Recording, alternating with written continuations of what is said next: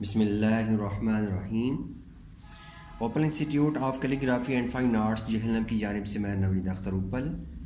Dear students, तमाम देखने वालों को मेरी तरफ से अस्सलाम वालेकुम। डियर स्टूडेंट्स, आज हम कहानी लिखना सीखेंगे और कहानी की जो हेडिंग है, सबसे पहले आपने कहानी का यहाँ पे टाइटल देना है और साथ कहानी ज़रूर लिखना है। इसकी वजह ये है कि पेपर में देखने वाले को क्लियर हो जाएगा कि यहाँ से कहानी स्टार्ट हो रही है। ठीक है। उसके बाद आज की हमारी कहानी है प्यासा कौवा।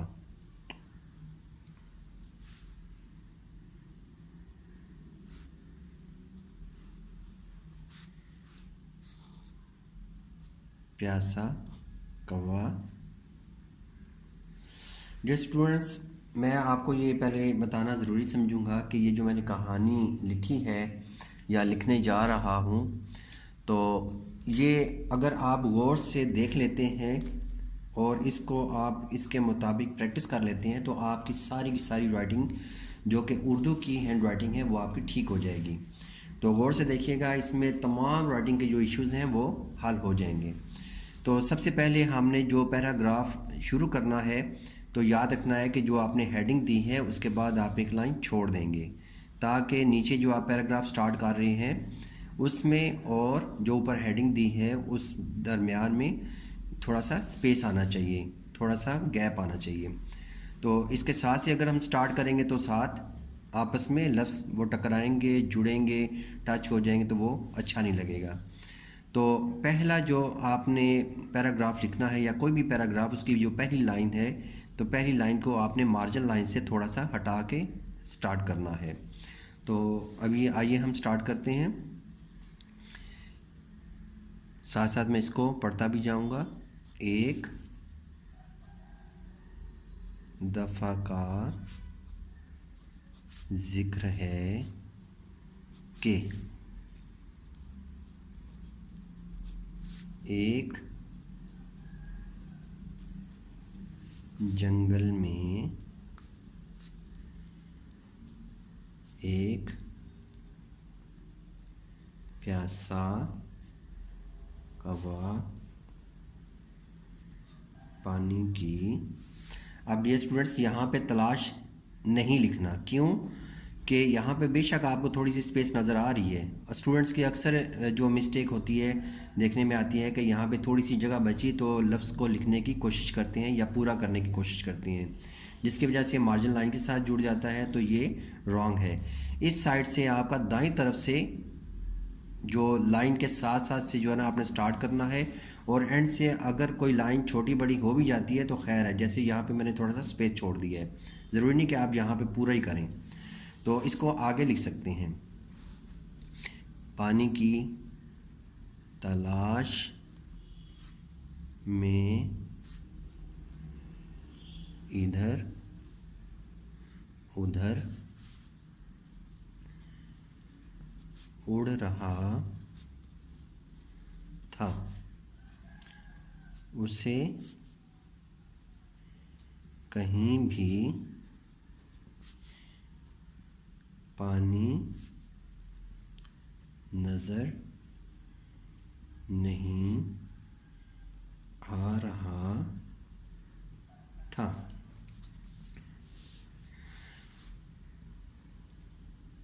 उड़ते उड़ते अचानक उसकी नज़र एक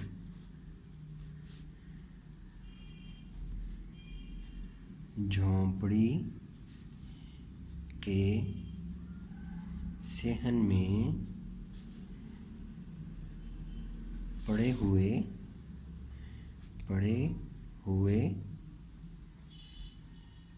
घड़े पर पड़ी।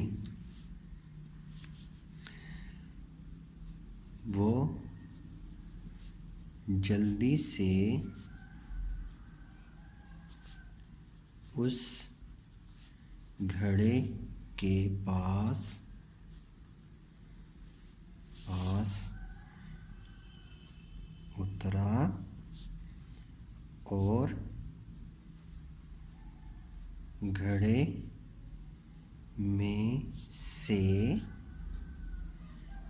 पानी पीने की कोशिश करने लगा।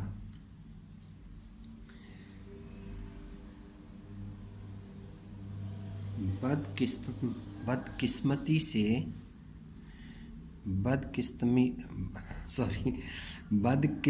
से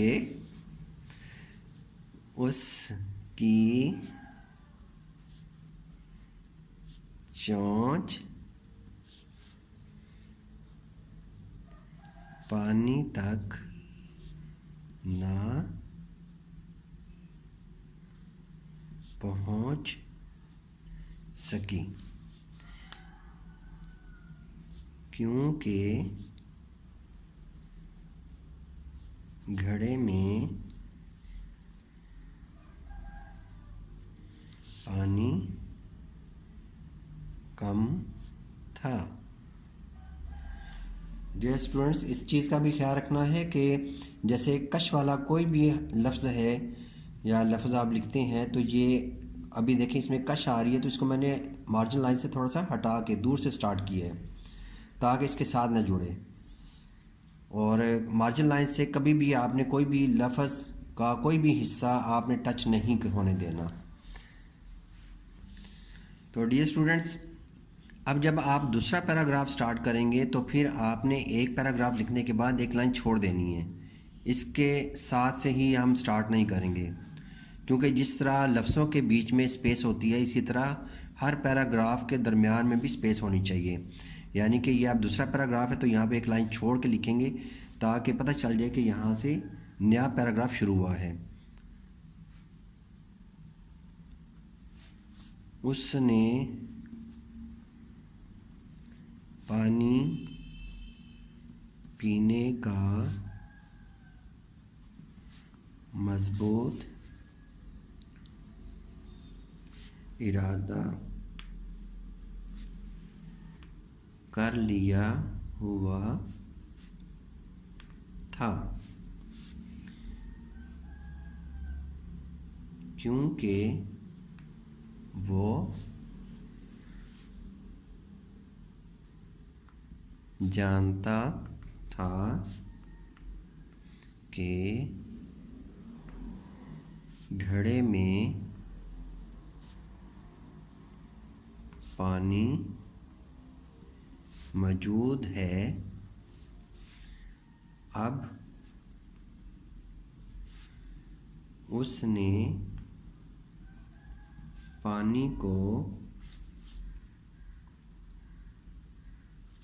हासिल करने के मुतालिक मुख्तलिफ तरकीब सोचना शुरू कर दी, चूँकि कौवा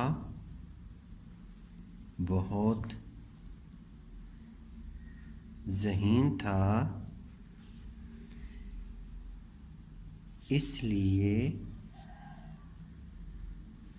उसके दिमाग में एक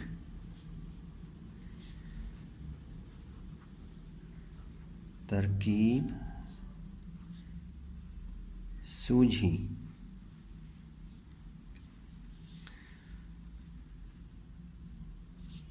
उसने फौरन ही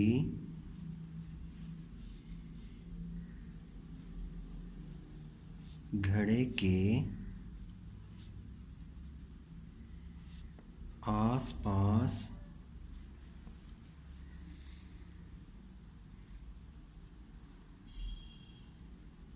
कंकरियां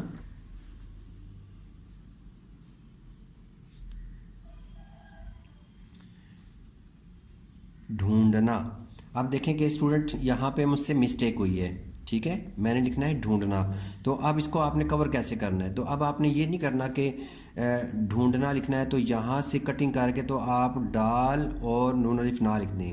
आपने पूरे लफ्ज़ को काटना है, और काटने का भी ये तरीका है कि आपने लफ्ज़ के ऊपर एक ही लाइन लगानी है, और लफ्ज़ का पहला हरफ और आखिरी हरफ ये लाइन की जद में आना चाहिए। आपने इस तरीके से लाइन ड्रा कर देनी है, ठीक है, इसको काट देना है। और उसके बाद आपने एक ही लाइन लगानी है, इसको डबल नहीं करना, यानी कि इसको गहरा नहीं करना। अब हम आगे चलते हैं। कंकरियाँ ढूंढना शुरू कर दी।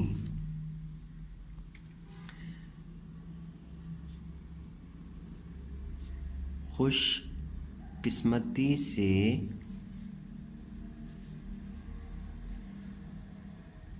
उसको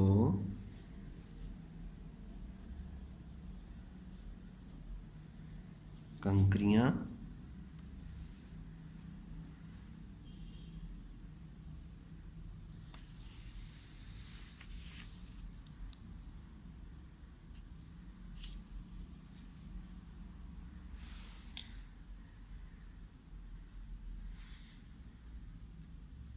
मिल गईं।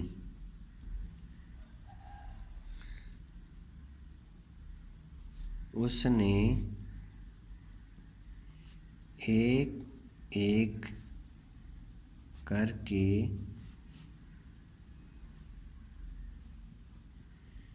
कंकरियाँ घड़े में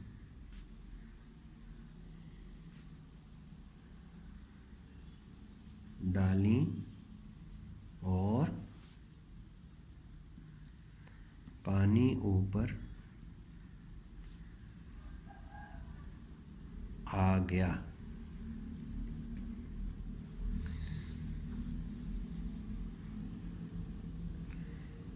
अब कौवे ने खूब जी भर कर पानी पिया, अपनी प्यास बुझाई और अल्लाह ताला का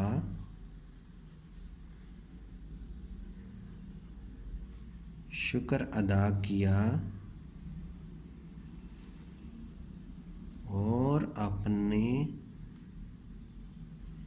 घर वापस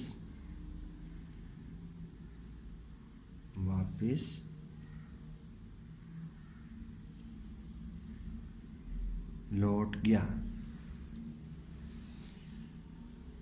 नतीजा हम जब लिखेंगे इसमें भी हम ऊपर से एक लाइन छोड़ देंगे ताकि नतीजा अलग से नज़र आए। मेहनत का फल ज़रूर मिलता है। दूसरा हम अपनी तरफ से भी कुछ बना सकते हैं, जैसे सोच की क़ुव्वत, और अगर आप नताइज जो हैं ये 2-3 लिख सकते हैं तो बहुत अच्छी बात है। तीसरा हम ये भी लिख सकते हैं,